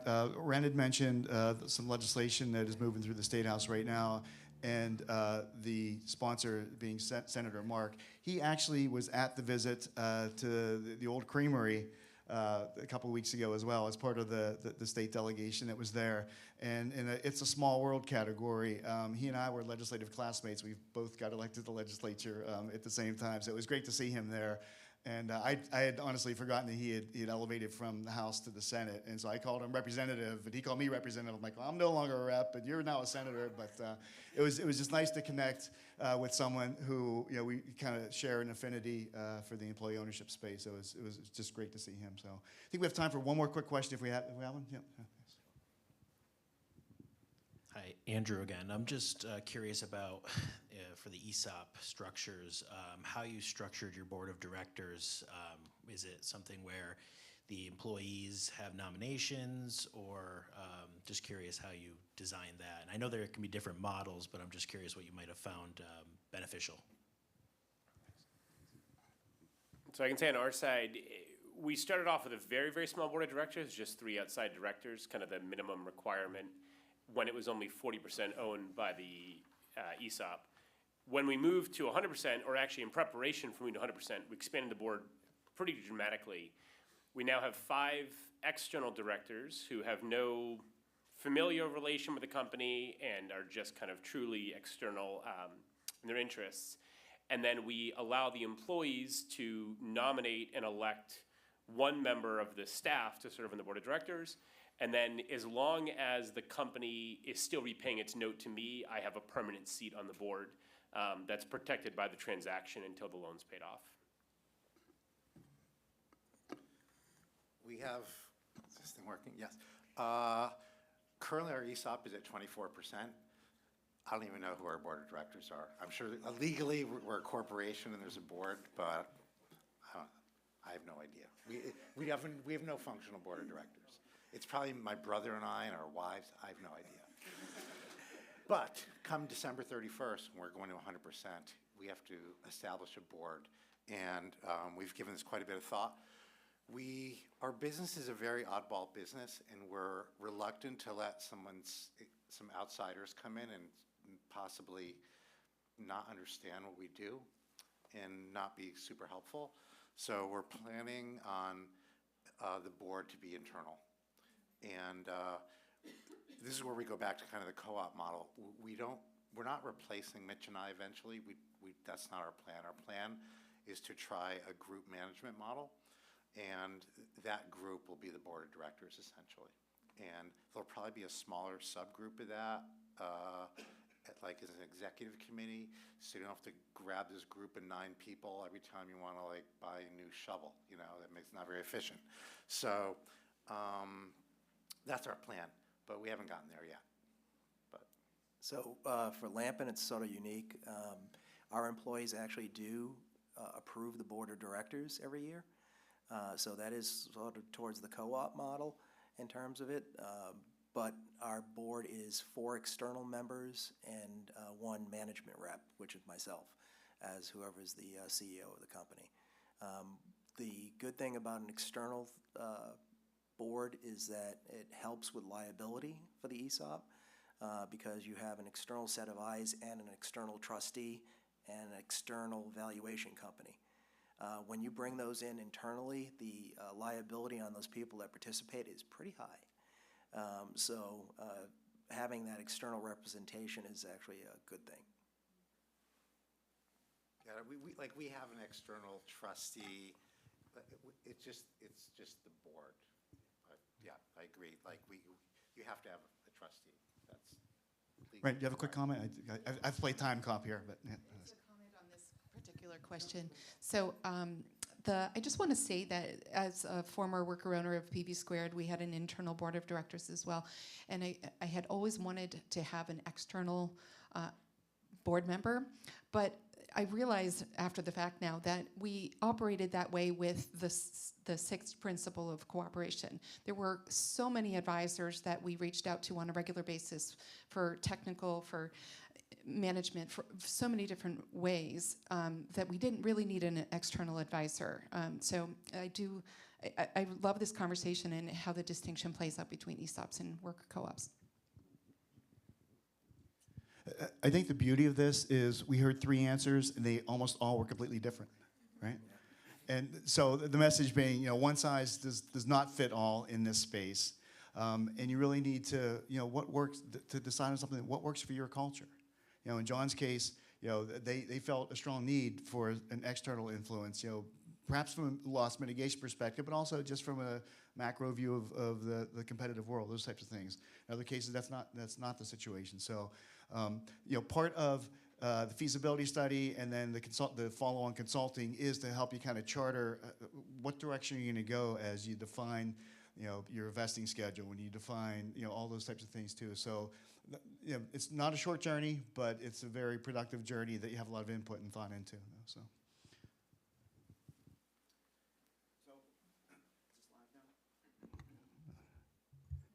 Are we live? Here we go. All right.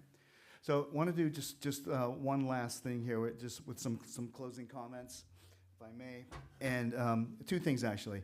First, available at the table, we've got a book. This is essentially like ESOPs for dummies. Okay, so that's why I have a copy of it. Just stop at the front desk and grab a copy if you are interested in learning more about the ESOP model. This is literally ESOP 101. Okay, it's 100 pages and big type and pretty easy to understand, right? But also just to give you a little history. So we had this at our first symposium, and I was struggling with, I didn't have a good takeaway for businesses that are exploring the co-op model. And so, for the past, month or so, like literally every time I talk to somebody who works in the co-op space, I'm like, hey, there's nothing analogous to the Introduction to ESOPs book that I can have as a giveaway for the symposiums. And so I had a conversation with Carolyn Etzel-Vetter, who actually Rebecca works with, ironically.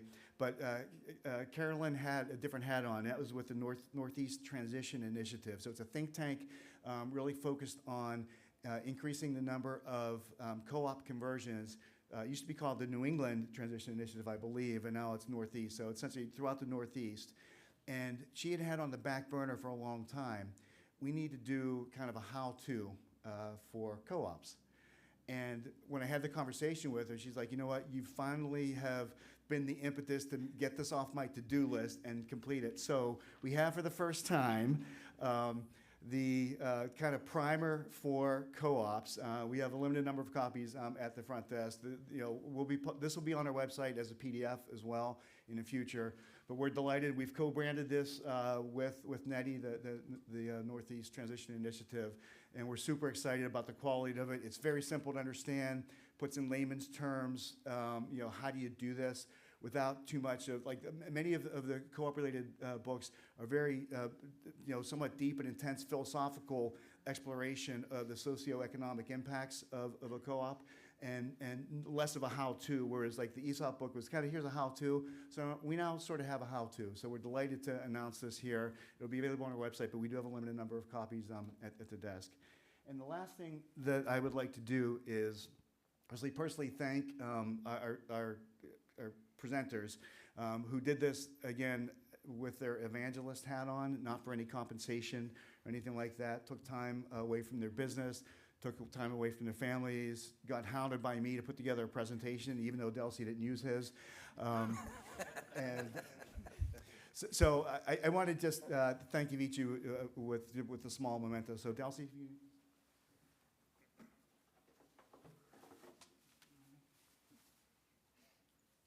So this is just a recognition award presented to Paragus IT for being a featured ESOP business at the MassCEO Symposium on Employee Ownership, March 2025. So, Delcy, thank you so much.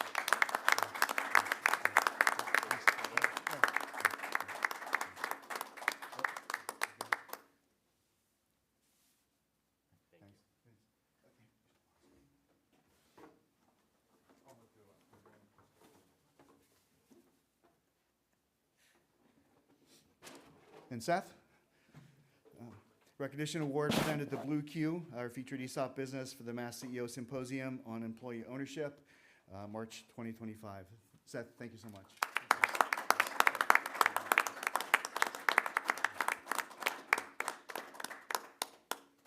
Thank you.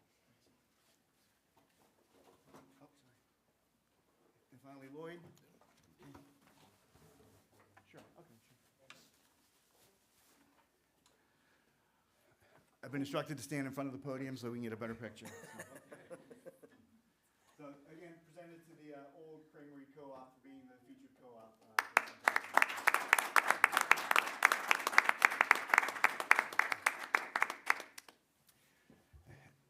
And just in closing, we want to try to continue to make these better.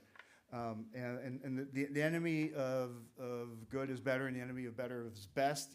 So we want to be the best we can in doing these. We might have done some things really well today. We might have done some things horribly. Please tell us that. There's a QR code that will take you to a feedback page. There's a URL. This will also be published on the website. So please do give us your feedback. We're trying to make this as informative, as engaging, and as useful as possible for everybody who attends. So with that, we'll close it down. We've got about half an hour to network, have some more munchies and some stuff to drink before the BIC throws us out at noon. So thanks so much for coming.